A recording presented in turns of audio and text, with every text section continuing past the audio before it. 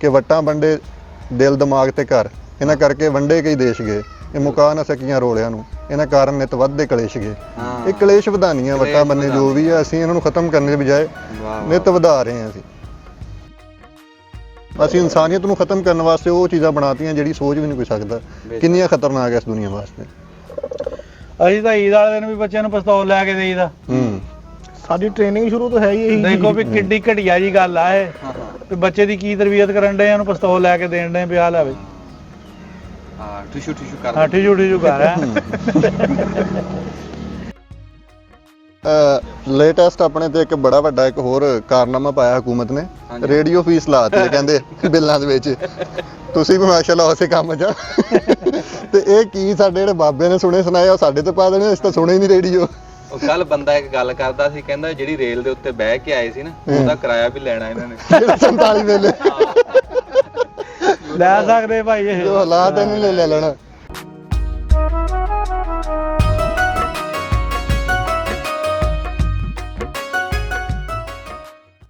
ਬੜੇ ਬਾਬੇ ਆ ਜੀ, ਬੜੀ ਉਮਰਾਂ ਦੇ ਵਿੱਚ। ਫਿਰ ਜਿਹੜੇ ਵੀ ਤੁਸੀਂ ਬਜ਼ੁਰਗ ਦਾ ਕਰਦੇ ਆ, ਉਹ ਉੱਥੋਂ ਨਵੀਂ ਗੱਲ ਲੱਭਦੀ ਨਵੀਂ ਗੱਲ ਲੱਭਦੀ ਆ। ਸਹੀ ਗੱਲ, ਨਵੀਂ ਗੱਲ ਜ਼ਾਹਰ ਆ ਉਹਨਾਂ ਦੇ ਆਪਣੇ ਇੱਕ ਤਜਰਬਾਤ, ਆਪਣੇ ਹੀ ਮਤਲਬ ਉਹਨਾਂ ਦੇ ਨਵਾਂ ਦੁੱਖ ਹੀ ਸੁਣਾਉਂਦਾ, ਨਵਾਂ ਜਿਹੜਾ ਦੁੱਖ, ਬਾਬਾ ਹਾਂ। ਸੁਣਾਉਂਦਾ।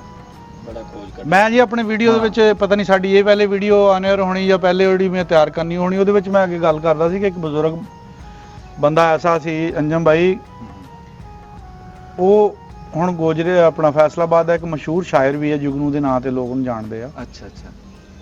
ਉਹ 3 ਦਿਨਾਂ ਦਾ ਸੀ ਜਦੋਂ ਉਹ ਸਿੱਖਾਂ ਦੀ ਝੋਲੀ 'ਚ ਪਾ ਦਿੱਤਾ ਸੀ। ਅੱਛਾ 3 ਦਿਨਾਂ ਦਾ ਸੀ ਬੱਚਾ, ਉਹ ਸਿੱਖ ਜੋੜੇ ਦੀ ਝੋਲੀ 'ਚ, ਬੇਲਾਲ ਜੋੜੇ ਦੀ ਝੋਲੀ 'ਚ ਪਾ ਦਿੱਤਾ ਸੀ। ਵਾਹ ਵਾਹ। ਉਹ ਪਾਇਆ ਕਿੱਦਾਂ ਸੀ, ਉਹ ਥੋੜਾ ਜਿਹਾ ਮੈਂ ਤੁਹਾਨੂੰ ਦੱਸ ਦਿੰਦਾ ਕਿ ਇਸ ਤਰ੍ਹਾਂ ਇਹਨਾਂ ਵਿਆਹ ਸੀ ਸਿੱਖਾਂ ਦੇ ਘਰ, ਤੇ ਉੱਥੋਂ ਮੈਂ ਮੇਲ ਇਕੱਠਾ ਹੋਇਆ ਸੀ, ਤੇ ਮੇਲ ਵਿੱਚ ਇੱਕ ਜੋੜਾ ਐਸਾ ਆਇਆ ਸੀ ਜਿਹਦੇ ਨਵਾਂ ਪੁੱਤ ਹੋਇਆ ਸੀਗਾ ਪਲੋਠੀ ਦਾ। ਅੱਛਾ ਬਾਬਾ ਦੇਰ ਬਾਅਦ ਇੱਕ ਜੋੜਾ ਐਸਾ ਆ ਗਿਆ ਸੀ ਜਿਨ੍ਹਾਂ ਦੇ ਔਲਾਦ ਹੈ ਨਹੀਂ ਸੀਗੀ। ਉਹ ਸਾਹਿਬੇ ਔਲਾਦ ਜੋੜੇ ਨੇ ਕਿਹਾ ਵੀ ਇਹਨਾਂ ਨੂੰ ਮਨੂਸਾ ਨੂੰ ਕਿਤੇ ਸਾਈਡ ਤੇ ਕਰੋ, ਸਾਡੇ ਬੱਚੇ ਤੇ ਤਾਂ ਸਾਇਆ ਨਾ ਪੈ ਜਾਵੇ, ਠੀਕ, ਇਹਨਾਂ ਨੂੰ ਬਾਹਰ ਕੱਢੋ, ਜੇ ਇਹਨਾਂ ਨੂੰ ਨਹੀਂ ਕੱਢਣਾ ਤੇ ਅਸੀਂ ਚੱਲੇ ਆ।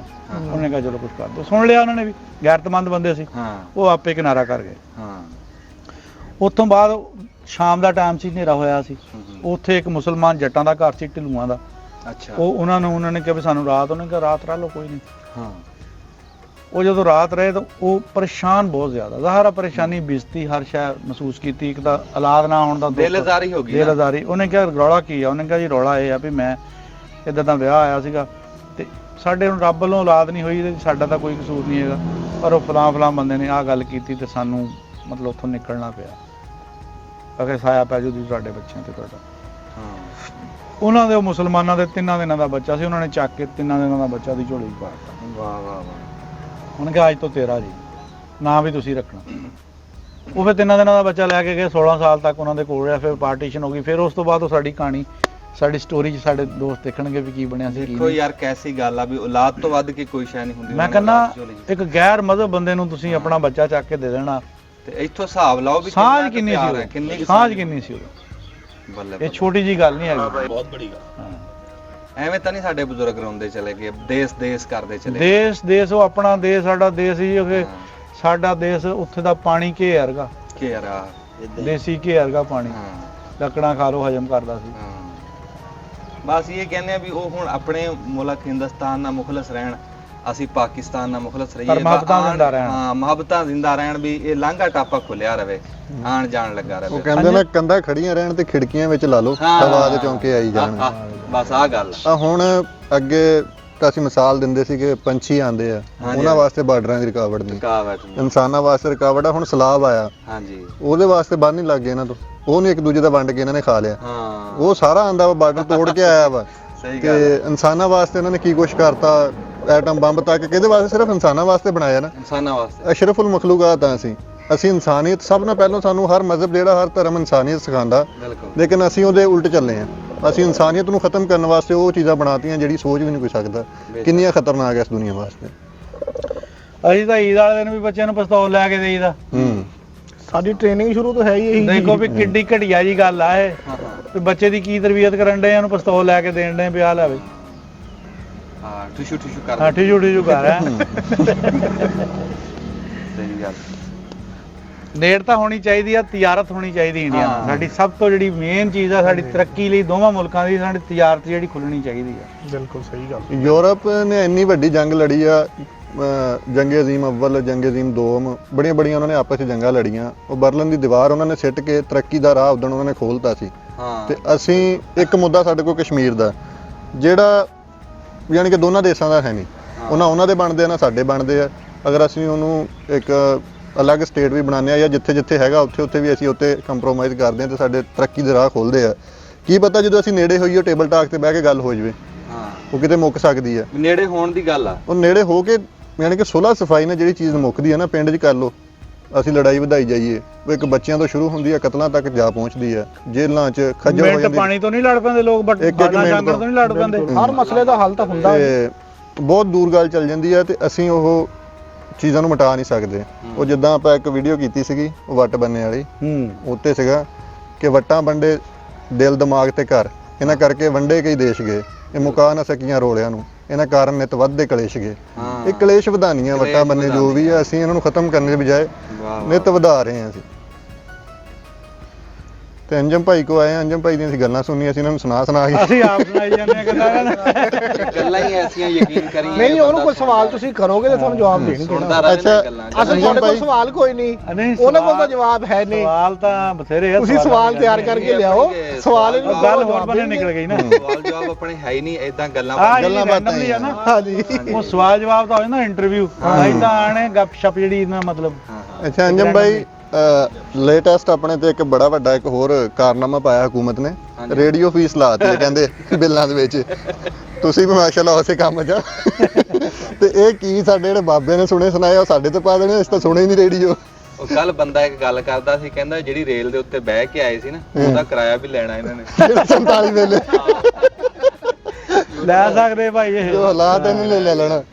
ਦੇਖ ਯਾਰ ਕਿੱਦਾਂ ਦੇ ਕੰਮ ਕਰਦੇ ਹੈ, ਰੇਡੀਓ ਦੇ ਪੈਸੇ ਲਈ ਜਾਂਦੇ। ਅੱਛਾ ਦੇਖੋ, ਗਰੀਬ ਦਾ ਰਗੜਾ ਕੱਢੀ ਜਾਂਦੇ ਆ, ਉਹਨੂੰ ਨਾ ਗੈਸ ਫ੍ਰੀ ਨਾ ਬਿਜਲੀ ਫ੍ਰੀ, ਬਲਕਿ ਉਲਟਾ ਉਹਦਾ ਹੁਣ 5 ਵਜੇ ਤੋਂ ਬਾਅਦ ਉਹਦਾ ਪੀਕ ਆਵਰ ਸ਼ੁਰੂ ਕਰ ਦਿੱਤੇ। ਤੇ ਜਿਹੜੇ ਅਮੀਰ ਜਿਨ੍ਹਾਂ ਦੀ ਤਨਖਾਹਾਂ ਇੰਨੀਆਂ ਆ ਅਫਸਰ, ਉਹਨਾਂ ਨੂੰ ਪੈਟਰੋਲ ਵੀ ਫ੍ਰੀ, ਉਹਨਾਂ ਨੂੰ ਏਸੀ ਵੀ ਉਹਨਾਂ ਦੇ ਸਾਰੀ ਦਿਹਾੜੀ ਚੱਲਦੇ, ਗੱਡੀਆਂ 'ਚ ਵੀ ਚੱਲਦੇ ਆ, ਗਰੀਬ ਘਰਾਂ 'ਚ ਵੀ ਚੱਲਦੇ ਆ।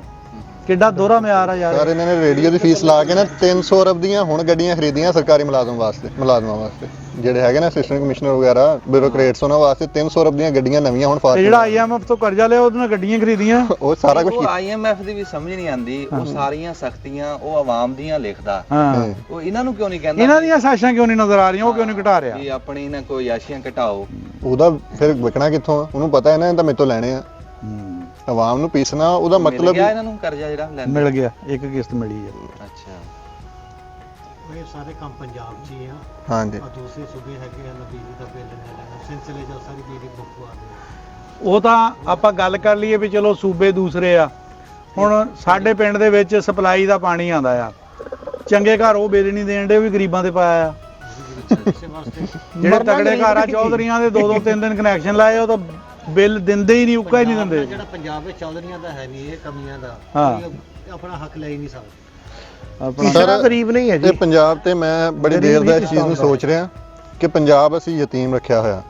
ਪੰਜਾਬ ਬਣਿਆ ਵੀ ਯਤੀਮ, ਵੱਡਾ ਵੀ ਯਤੀਮ ਹੀ ਹੋਇਆ। ਇਹ ਸ਼ੁਰੂ ਤੋਂ ਮਸਕੀਨ ਹੀ ਆ ਤੇ ਸਾਰੇ ਇਲਜ਼ਾਮ ਵੀ ਫਿਰ ਪੰਜਾਬ ਤੇ। ਬਲੋਚੀ ਉੱਠਦੇ ਆ, ਪੰਜਾਬ ਸਾਨੂੰ ਖਾ ਗਿਆ, ਸਿੰਧੀ ਉੱਠਦੇ ਆ, ਪੰਜਾਬ ਸਾਨੂੰ ਖਾ ਗਿਆ। ਉਹ ਸਾਡਾ ਕਸੂਰ ਤਾਂ ਸਾਡੇ ਪੱਲੇ ਪਾਣ, ਅਸੀਂ ਉਹਨਾਂ ਦਾ ਖਾਦਾ ਕੀ?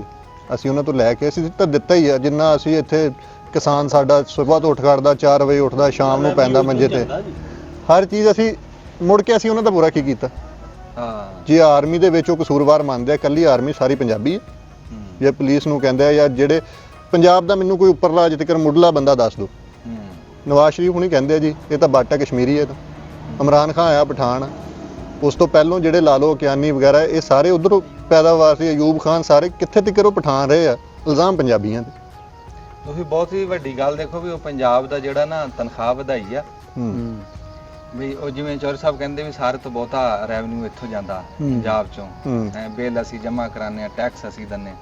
ਲੈ ਉਹ ਜਿਹੜੇ ਦੂਏ ਸੂਬੇ ਉਹਨਾਂ ਦੀ ਤਨਖਾਹ ਬਹੁਤੀ ਵਧਾਤੀ, ਪੰਜਾਬ ਵਾਲਿਆਂ ਦੀ ਥੋੜੀ ਵਧਾਤੀ। ਉਹ ਇੰਨੀ ਨਾ ਸਾਉਣ ਭਾਦੋਂ ਦੇ ਵਿੱਚ ਉੱਥੇ ਇhtਜਾਜ ਕੀਤਾ, ਇੱਕ ਬੰਦਾ ਵੀ ਮਰ ਗਿਆ ਉੱਥੇ ਲਾਹੌਰ 'ਚ। ਬਿਲਕੁਲ।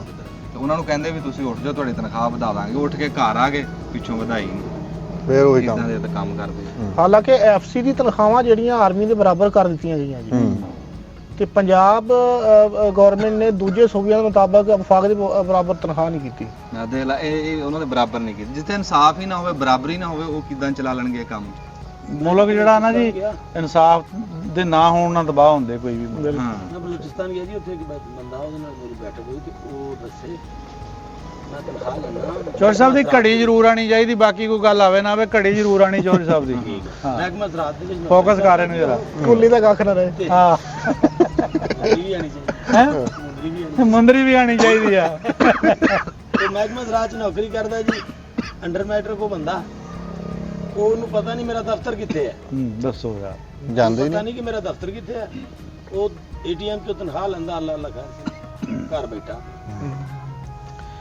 ਦਰਜਾ ਚਹਾਰਮ ਦੇ ਲੋਕ ਹਸਪਤਾਲਾਂ ਵਿੱਚ ਉਹਨਾਂ ਨੇ ਗਾਂ ਡਰਾਈਵਰ ਰੱਖੇ ਆ। ਹੱਕ ਬਣਦਾ ਜੀ ਉਹਨਾਂ ਦਾ। ਇੱਥੇ ਆਪ ਵੀ ਤੱਕ ਡਰਾਈਵਰ ਆ, ਦਾ ਗਾਂ ਡਰਾਈਵਰ ਹੋਰ ਰੱਖੇ ਆ। ਬਸ। ਪੈਟਰੋਲ ਵੇਚੀ ਜਾਂਦੇ ਆ, ਐਂਬੂਲੈਂਸ ਦਾ ਵੀ ਵੇਚੀ ਜਾਂਦੇ ਆ, ਜਨਰੇਟਰ ਦਾ ਵੀ ਵੇਚੀ ਜਾਂਦੇ ਆ। ਪੁੱਛਣ ਵਾਲਾ ਕੋਈ ਨਹੀਂ ਹੈਗਾ। ਜਿੱਦਾਂ ਕੱਲ੍ਹ ਪਟਵਾਰੀਆਂ ਵੀਡੀਓ ਦੇ ਲੱਗੀ ਸੀ, ਰੱਖੇ ਹੋਏ ਜੀ। ਹਸਪਤਾਲ ਦੇ ਵਿੱਚ ਆਪਰੇਸ਼ਨ ਕਰਦਿਆਂ ਹਾਂ ਉਹ ਹਾਂਜੀ ਬਿਜਲੀ ਚਲ ਗਈ। ਬਿਜਲੀ ਚਲ ਹਾਂ। ਗਈ, ਡਾਕਟਰ ਪਿੱਟਦਾ ਸੀ ਉੱਥੇ। ਹਾਂ ਹਾਂ ਉਹਨੂੰ ਕੱਢਤਾ ਉਹਨਾਂ ਨੌਕਰੀ ਉਹਨਾਂ ਨੇ। ਕਰ ਦਿੱਤਾ ਹੋਣਾ। ਹਾਂ ਉਹ ਪੱਕਾ ਜੀ।